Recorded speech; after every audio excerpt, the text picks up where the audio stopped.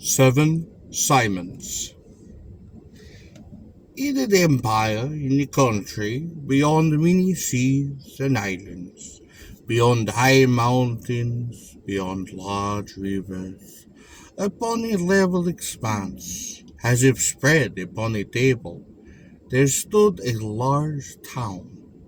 In that town there lived a Tsar called Akidi, the son of Agi. Therefore he was called Agivich. A famous Tsar he was, and a clever one. His wealth could not be counted. His warriors were innumerable. There were 40 times 40 towns in his kingdom, and in each one of these towns there were 10 palaces with silver doors and golden ceilings and magnificent crystal windows. For his council, 12 wise men were selected, each one of them having a beard half a yard long and a head full of wisdom. These advisers offered nothing but truth to their father sovereign. None ever dared advance a lie. How could such a Tsar be anything but happy? But it is true, indeed, that neither wealth nor wisdom gave happiness when the heart is not at ease. And even in golden palaces, the poor heart often aches. So it was with Tsar Akidi. He was rich, he was clever, besides being a handsome fellow. But he could not find a bride to his taste, a bride with wit and beauty equal to his own. And this was the case of Tsar Akidi's sorrow and distress. One day he was sitting in his golden armchair, looking out of a window, lost in thought. He had gazed for quite a while before he noticed foreign sailors landing opposite the imperial palace.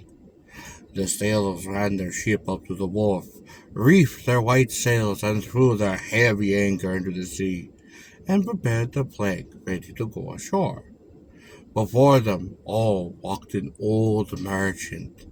White was his beard, and he had about him the air of an old wise man. An idea suddenly occurred to the Tsar. Sea merchants generally are well informed on many subjects.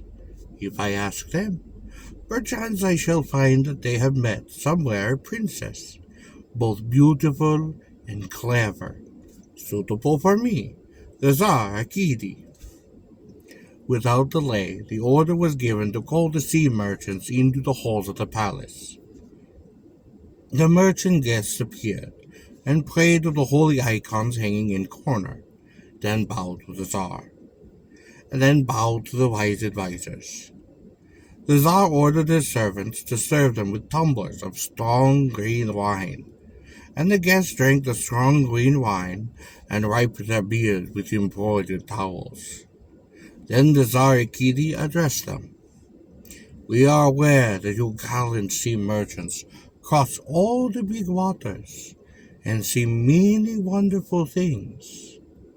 My desire is to ask you about something, and you must give a straightforward answer without any deceit or evasion. Oh, so be it, mighty Tsar Akidi Agrievich, answered the merchant's guest, solo bowing.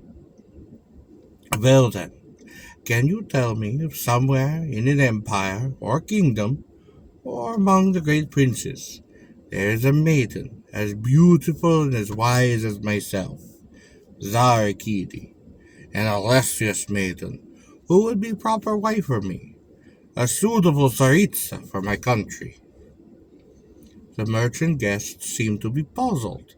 After a long silence, the eldest among them thus replied, Indeed, I once heard that yonder, beyond great sea, on an island called Busan, there is a great country.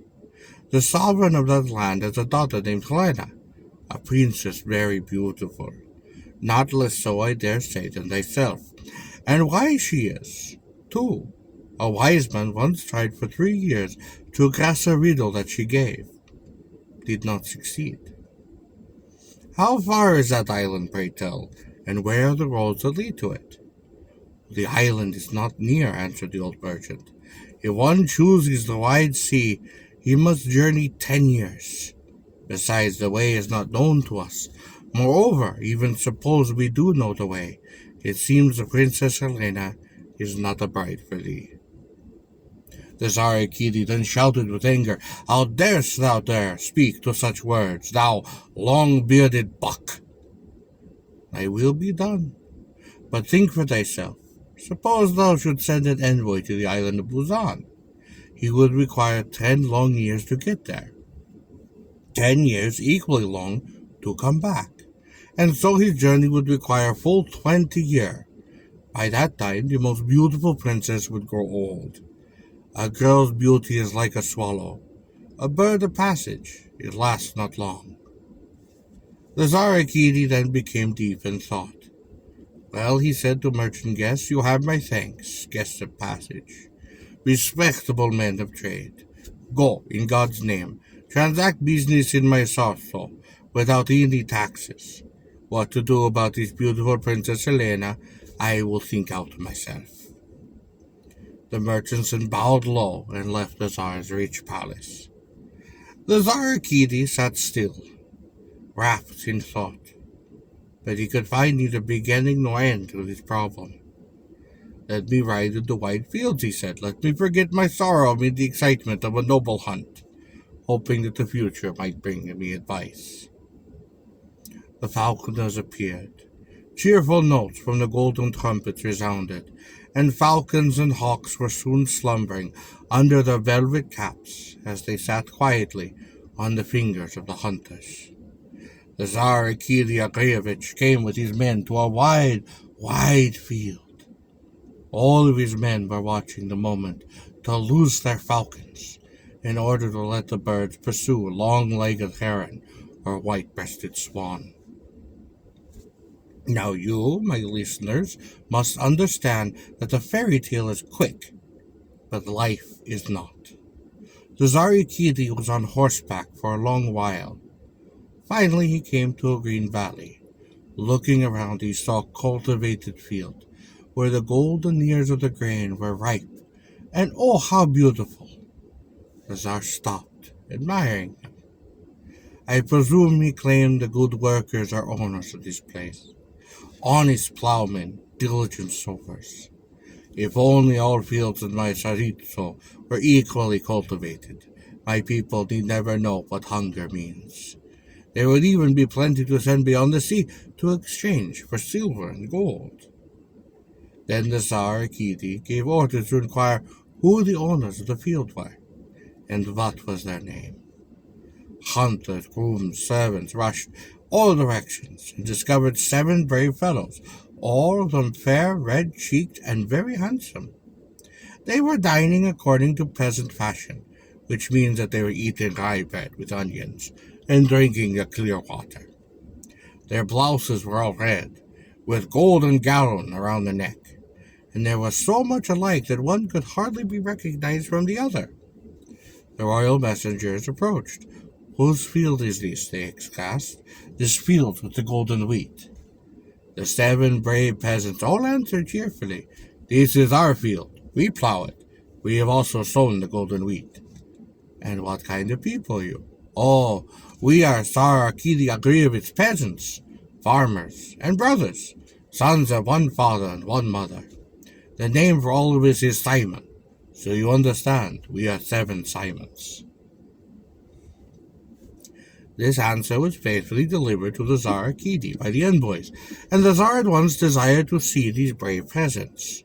He ordered them to be called before him, and the 7 Simons presented, appeared, and bowed.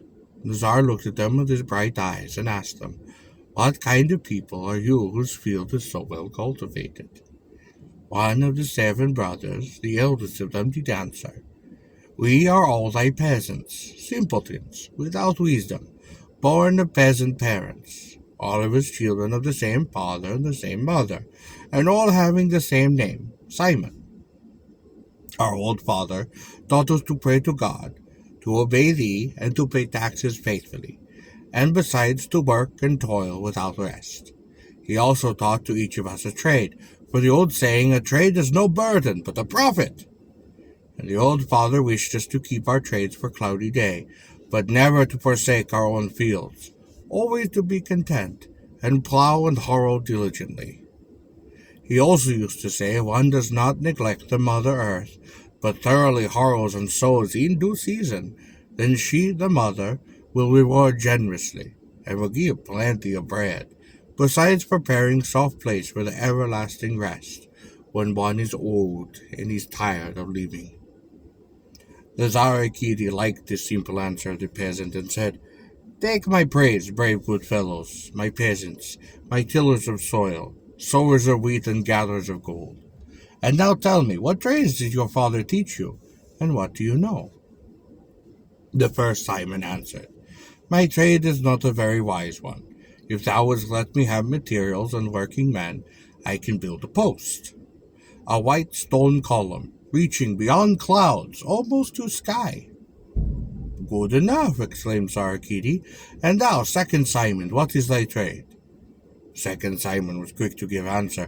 My trade is simple. If my brother will build a white stone column, I can climb upon that column, high up in the sky, and shall see from above all empires and all kingdoms under the sun, and everything which is going on in all these countries.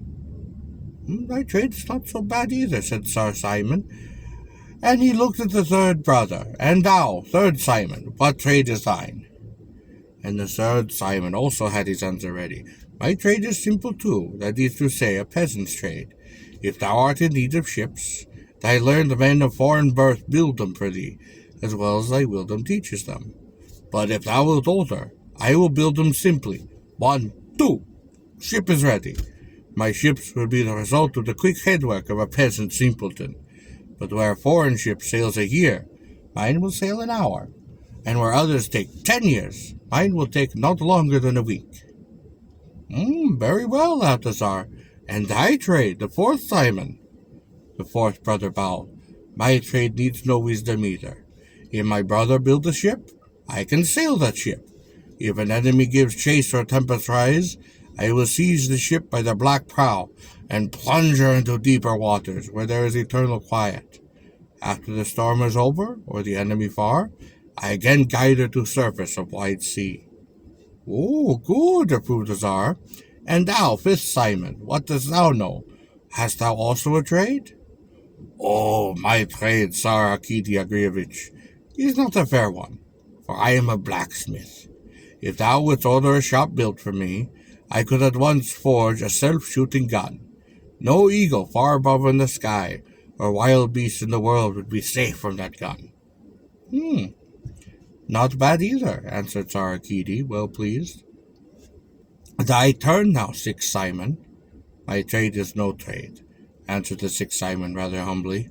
If my brother shoots bird or beast, never mind what or where, I can catch it before it falls. Catch it even better than hunting dog. If the prey should fall into blue sea, I will find it. Should it fall into depth of dark wood, I will find it. Should it get caught in a cloud, I will find it even there. The Zarakidi evidently liked the trade of the sixth Simon very well also. These were all simple trades, you see. No wisdom or thought, but rather quite entertaining. The Tsar also liked the peasant's speech, and said to them, Thanks, my peasants, tillers of the soil, my faithful workers. Your father's words are true ones. A trade is not a burden, but a profit. Now come to my capital for trial. People like you are welcome, and when the season for harvest arrives, the time to reap, to bind in bundles that golden grain, to thresh and carry the wheat to market, I will let you go home with royal grace. Then all 7 Simons bowed very low. Thine is thy will, they said, for we are obedient subjects. Here the Tsar Akidi looked at the youngest Simon, and remembered that he had not asked him his trade, so he said, And thou, 7th Simon, what is that trade? Oh, I have none, Tsar Akidi Agrievich. I learned many, but not a single one did me any good, and though I know something very well, I am not sure your majesty would like it. Well, let us know thy secret, ordered the Tsar Akidi. No, Tsar Akidi Agrievich. Give me first of all thy world word not to kill me for inborn talent, but to have mercy upon me. Then will I be willing to disclose my secret. Thy wish is granted. I give thee royal word, true and not to be broken, that whatever thou shalt disclose to me, I will have mercy upon thee. Hearing these kind words, the seventh Simon smiled, looked around, shook his curls, and began. My trade is one for which there is no mercy in the Tsaritso, and it is the one thing I am able to do. My trade is to steal, and to hide the trace of how and when. There is no treasure, no fortunate possession, not even a bewitched one, nor a secret place that could be forbidden me, if it be my wish to steal it. As soon as these bold words of the seventh Simon reached the Tsar, his ears became very angry. No, he exclaimed, I certainly shall not pardon thee, thief and burglar. I will give orders for thy cruel death. I will have thee chained and thrown into my subterranean prison, and nothing but bread and water for food, until thou forget thy trade. Great and merciful Tsar Grievich, postpone thy orders. Listen to my peasant talk, prayed the seventh Simon. Our old Russian saying is, he is no thief who is not caught, and neither is he who steals, but the one who instigates the theft. If my wish had been to steal, I would have done it long ago. I would have stolen thy treasures, and thy judges would not have objected to take a small share of them. And I could have built a white-walled stone palace. I could have been rich. But mark this, I am a stupid peasant, of low origin. I know well enough how to steal, but I do not. If thy wish were to learn my trade, how could I keep it from thee? And if thou, for this sincere acknowledgment, wilt have put me to death, then what is the value of a royal word? The Tsar did think for a moment. For this time, he said, I will not let thee die, for it pleases me to grant thee my grace. But from this very day, this very hour, thou never shalt see God's light, nor the bright sunshine, nor silvery moon. Thou shalt never walk at liberty through wide fields. Be thou, my dear guest, shalt dwell in the palace, where no sunny ray ever penetrates. You, my servants, take him, chain his hand and his feet, and lead him to my chief jailer. And you, 6 Simons, follow me. You have my grace and reward. Tomorrow every one of you will begin to work for me according to his gift and capacities. The 6 Simons did follow Tsar Arkady, and the 7th brother, the youngest, their beloved one, was fallen upon by servants, taken away to dark prison, and did chained in heaviness. The Tsar Arkady ordered carpenters to be sent to the 1st Simon, as well as masons and blacksmiths and all sorts of working men. He also ordered supply of bricks, stones, iron, clay, cement, and without any delay, Simon the 1st brother began to build a column. And according to his simple peasant habits, his work progressed quite rapidly, and not a moment was wasted in clever combinations. In a short time the white column was ready, and lo, how high it went, as high as the great planets. The smaller stars were beneath it, and from above the people seemed to be like bugs. The 2nd Simon climbed the column. He looked around and listened to all sounds, and did come down, and Tsar Arkady, anxious to know about everything under sun, ordered him to report. Simon did so. He told the Tsar Arkady all the wonderful things doing all over the world. He told how one king was fighting another, where there was war, where there was peace, and with other things he sounds. 2nd Simon even mentioned deep secrets, quite surprising secrets, which made Tsar Arkady smile, and the courtiers, encouraged by royal smile, did roar with laughter. Meantime, 3rd Simon was accomplishing something in his line. After crossing himself 3 times, the fellow rolled up his sleeves to elbow, took hatchet, and 1, 2, without haste, vessel. What a curious vessel it was! The Tsar Arkady watched the wonderful structure from the shore, and as soon as the orders were given for sailing, the new vessel sailed away like a white-winged hawk. The cannon were shooting, and upon the mast, instead of rigging, were drawn strings upon which musicians were playing national tunes. As soon as the wonderful vessel sailed into deep water, the 4th Simon snatched the prow, and no trace of it remained upon the surface. The whole vessel went to depths like heavy stone, and in an hour or so Simon, with his left hand, did lead the ship to blue surface of the sea again, and with his right he presented to the Tsar a most magnificent sturgeon for his kulibyaka, the famous Russian fish pie. While the Tsar Akidi enjoyed himself with looking at the marvelous vessel, the fifth Simon built blacksmith shop in court back of palace. There he blew the bellows and heated iron, and the noise from his hammers was great, and the result of his peasant work was a self-shooting gun. The Tsar Akidi went to the wide fields, and perceived high above him, very high on the sky, an eagle flying. "Now," exclaimed the Tsar, "there is the eagle forgetting himself with watching the sun. Shoot it, perchance thou shalt have good luck to hit it, and then I'd honor thee." Simon shook his locks, smiled, and put into his gun a silver bullet. He did aim and shoot, and the eagle fell swiftly to the earth. The sixth Simon did not even allow the eagle to fall to ground, but quick as flash, he ran under it with the plate, and caught it upon the plate, and presented his prey to the Tsar Akidi. "Oh, thanks, my brave fellows, faithful peasants, tillers of soil," exclaimed the Tsar Akidi gaily. "I see now plainly that all of you are men of trade, and I wish to reward you. But now go to your dinner and rest a while." The six Simons did bow to the Tsar very low, and prayed to holy icons, and went.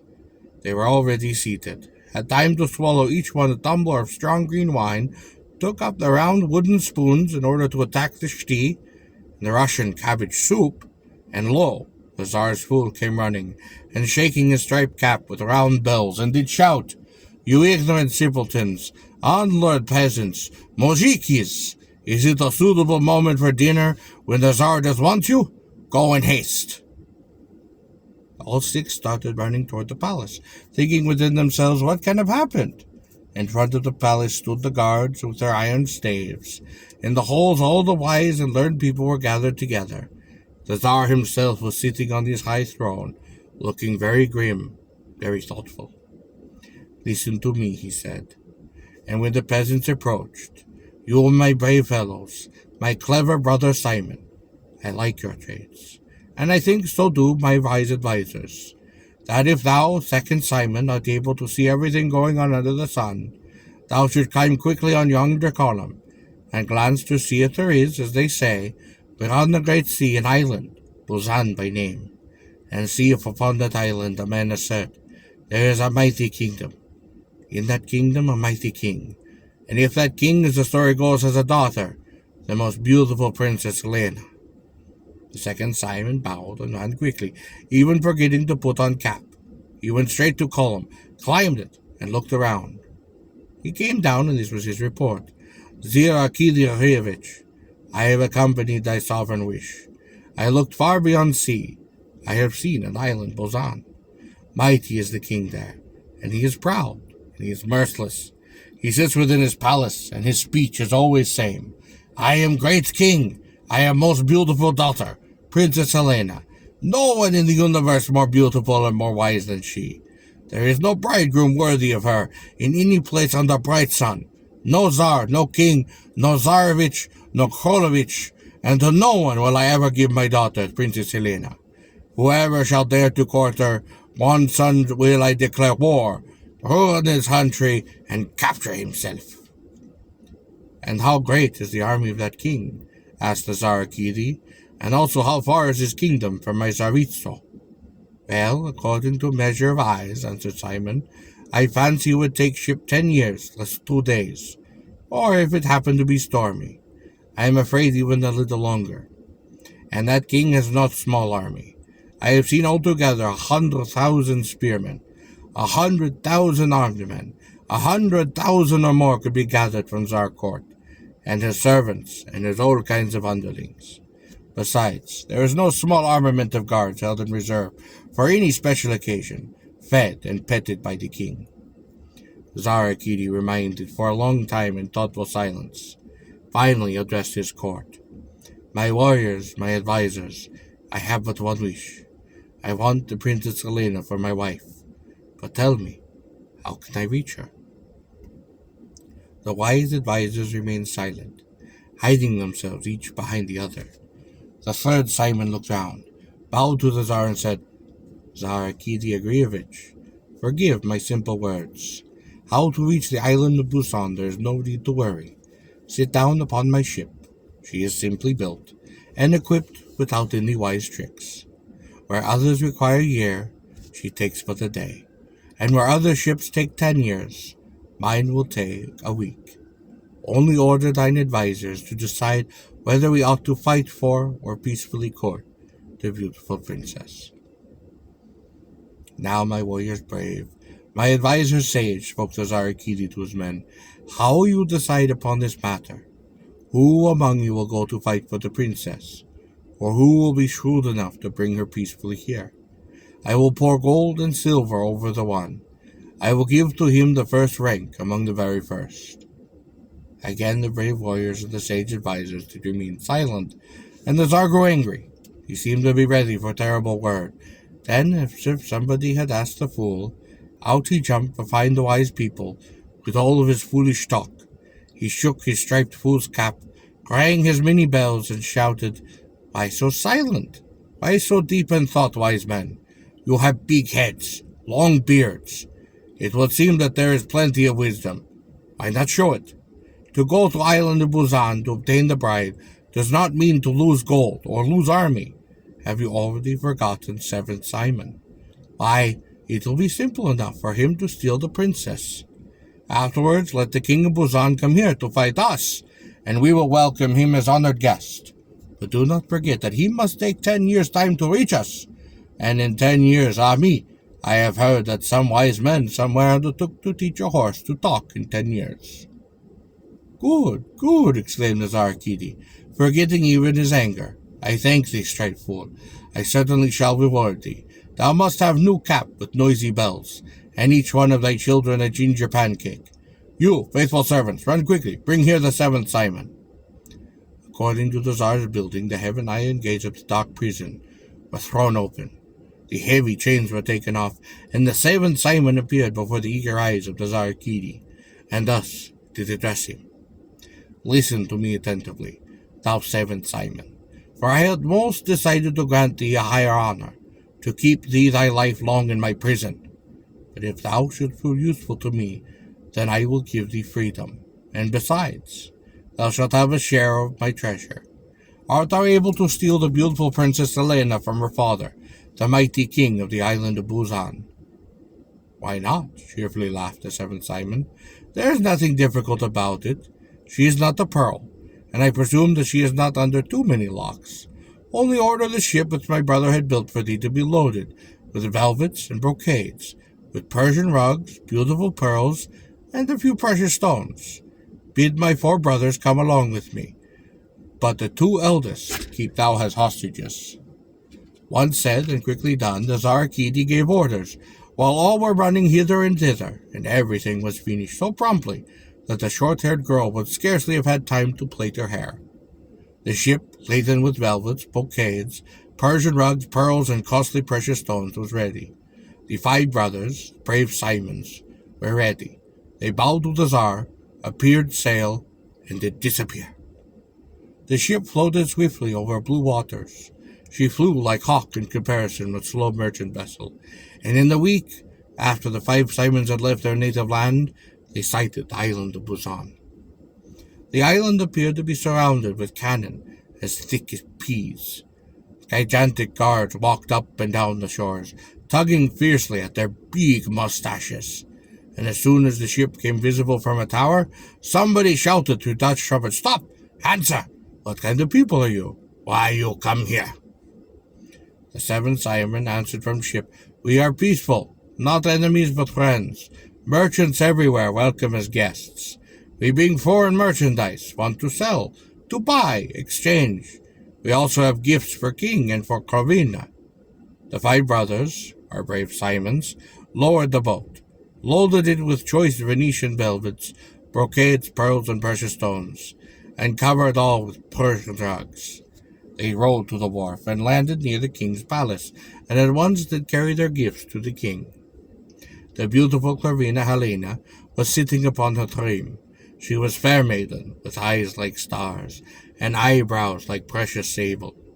When she looked at one, it was like receiving a gift, and when she walked, it was like the graceful swimming of a swan. La Clarina was quick to notice the brave, handsome brothers, and at once called her nurses and maidens. Hasten, my dear nurse, and you, swift maidens, find out what kind of strangers are these coming to the royal palace. All of the nurses and all the maidens ran out with the questions ready, and the 7 Simons answered them thus. We are merchant guests. We are peaceful people. Our native land is the country of the Tsar Kitty Agrievich, a great Tsar indeed. We came to sell. We came to buy. We came to exchange. Moreover, we have gifts for the king and for his princess. We do hope the king will favor us and will accept these trifles, if not for himself, at least for the adornment of his court's most lovely maidens. When Helena heard these words, she at once let the merchants in, and the merchants appeared, bowed low to beautiful Clarina, unfolded their showy velvets and golden brocades, stood around the pearls and precious stones, such stones and pearls as had never been seen before in Busan. The nurses and the maidens opened their mouths in great amazement, and the Clarina herself seemed to be greatly pleased. 7 Simon picked up understanding, smiled, and said, We all know thee to be wise and beautiful, but now then art evidently joking about us or mocking us. These simple wares are altogether too plain for thine own use. Accept them for thy nurses and maidens, for their everyday attire, and these stones send away to the kitchen boys to play with. But if thou wilt listen to me, let me say that on our ship we have very different velvets, very different brocades. We have also precious stones, far more precious than anyone has ever seen. Yet we dared not bring them at once, lest we might not suit thy temper and thy heaty wish. If thou should decide to come in person, and choose anything from under our possessions, they all are thine, and we bow to thee gratefully for the bright glance of thy beautiful eyes. The royal maid liked well enough these polite words of the handsome Simon, and to her father she went, Father and king, there have come to visit us some foreign merchants. They have brought some goods never before seen in Busan. Give me thy permission to go on board their wonderful ship, to choose the things that I like. They also have rich gifts for these. The king did hesitate before answering her, frowning and snatching behind at his ear. Well, he said at last, be it according to thy wish, my daughter, my beautiful Karavina, and you, my counselors, under my royal vessel, to be ready, cannons loaded, and 100 of my bravest warriors detailed to escort the vessel. Send besides 1,000 heavy armed warriors to guard the Karavina on their way to merchant vessel. And the king's vessel started from the island of Busan. The numbers of canyons and warriors protected the princess, and the royal father remained quiet at home. But when they reached the merchant ship, the Karavina Hemra came down, and at once the crystal bridge was palaced, and the Karavina, with all her nurses and maidens, went on board the foreign ship, such a ship as they had never seen before, nor even dreamed of. Meanwhile, the guards did keep watch. The 7 Simon showed the lovely guests everywhere. He was talking smoothly while leisurely unfolding his precious goods. The Karavina listened attentively, looked around curiously, and seemed most well pleased. At the same Simon, the 4th Simon, watching the proper moment, grabbed the prow, and down to mysterious depths went the ship, where no one could see her. The people on the king's vessel screamed in terror. The warriors looked like drunken fools, and the guards only opened their eyes wider than before. What should they do? They directed the vessel back to the island, and appeared before the king with their terrible tale. Oh, my daughter, my darling Princess Helena, it is God who punished me for my pride. I never wanted thee to marry. No king, no prince would I consider worthy of thee. And now, now I know that thou art wedded to the deep sea. As for me, I am left alone for the rest of my sorrowful days. Then all at once he looked around and shouted to his men, You fools, what are you thinking about? You shall all lose your heads. Guards, throw them into dungeons. The most cruel death shall be theirs, such a death that the children of their great-grandchildren shall shiver to hear the tale. Now while the king of Busan did rave and did grieve, the ship of the brother Simons, like a golden fish, swam under the blue waters, and when the island was lost from sight, the fourth Simon brought her to the surface, and she rose upon the waters like a white-winged gull. By the time the princess was becoming anxious about the long time that they were away from home, so she did exclaim, "Nurses, maidens, we are leisurely looking around, for I fancy my father the king finds the time sadly long." She hastily walked to the deck of the ship, and behold, only the wide sea was around her, like a mirror. Where was her native island? Where the royal vessels? There was nothing visible but the blue sea. The princess did scream. She did struck her white bosom with both hands, and transformed herself into a white swan, and flew high into the sky. But the fifth Simon, watching closely, lost no time. He slapped his lucky gun, and the white swan was shot. His brother, the sixth Simon, caught the white swan, but lo, instead of the white swan, there was a silvery fish, which slipped away from him. Simon caught the fish, but the pretty silvery fish turned into a small mouse and ran around the ship. Simon did not let it reach a hole, but swifter than a cat he did catch the mouse. And the Princess Helena, as beautiful and as natural before, appeared before him, fair-faced and bright-eyed. On a lovely morning, a week later, the Tsar Arkady was sitting by the window of his palace, lost in thought. His eyes turned toward the sea, the wide blue sea. He was sad at heart and could not eat. Feasts had no interest for him. The costly dishes had no tastes. The honeyed drink seemed weak. All his thoughts and longings were for the Princess Helena, the beautiful one, the only one. What is it that far away upon the waters? Was it white gull? Or were those white wings not wings but sails? No, it is not gull, but the ship of the brother Simon.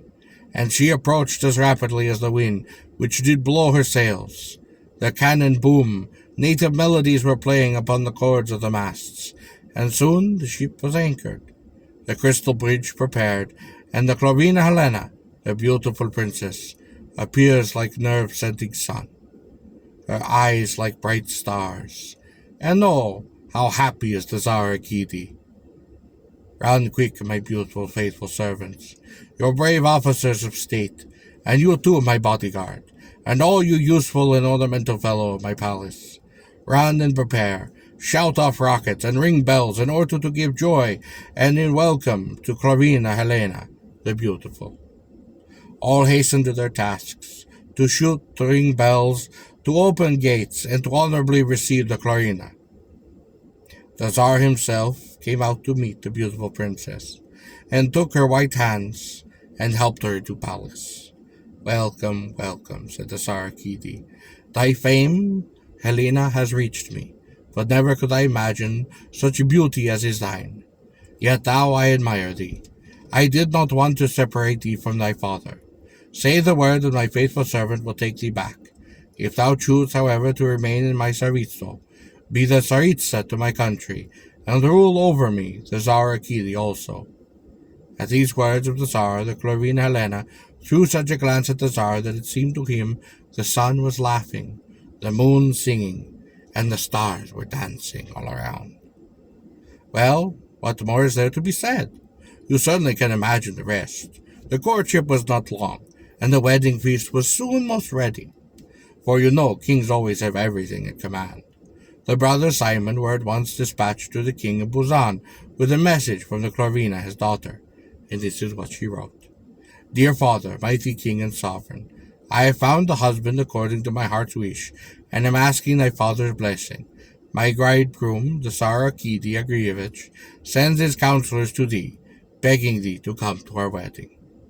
At the very moment when the merchant ship was to land at the island Busan, crowds of people had gathered to witness the execution of the unfortunate gods and the brave warriors whose ill luck it was to have allowed the princess to disappear. "Stop!" Simon the Seventh shouted aloud from the deck. "We bring missive from the Klorina Helena. Hola!" Very glad indeed was the king of the island of Busan, and glad were all his subjects. The missive was read, and the condemned were pardoned. Evidently, King said, it is fated that the handsome and witty Tsar Arkady and my beautiful daughter are to become husband and wife. Then the king treated the envoys and the brother Simon very well, and said his blessing with them, as he himself did not wish to go, being both very and terribly old. The ship soon returned, and the Tsar Kitty rejoiced with his beautiful bride, and at once summoned the 7 Simons and the 7 brave peasants. He said to them, "Thanks, thanks, my peasants, my brave tillers of soil. Take as much gold as wish. Take silver also, and ask for whatever his heart's desire. Everything shall be given you with my mighty hand. Would you like to become boyars? You shall be the greatest among the very great. Do you choose to become governors? Each one have a town." The first Simon bowed to the Tsar and cheerfully answered, "Thanks also to thee, Tsar Arkidiagrievich. We are but simple people. Simple are our ways. It would not do for us to become boyars or governors. We do not care for thy treasure either. We have our own father's field, which shall always give us bread for hunger and money for need. Let us go home, taking with us thy gracious words as our reward. If thou choosest to be so kind, give us thine order, which shall save us from the judges and tax gatherers. And if we should be guilty of some offense, let thyself alone be judge. And do, we pray thee, pardon the 7th Simon, our youngest brother. His trade is very bad, but he is not the first and not the last one to have such gift." "Let it be as wish," said the Tsar, and every desire was granted to the 7 Simons. Each one of them received big tumbler of strong green wine out of the hands of the Tsar himself, and soon after this the wedding was celebrated. Now, honorable dames and gentlemen, do not judge this story of mine too severely. If you like it, praise it. If not, let it be forgotten. The story is told, and a word is like a sparrow. Once out, it is out for good.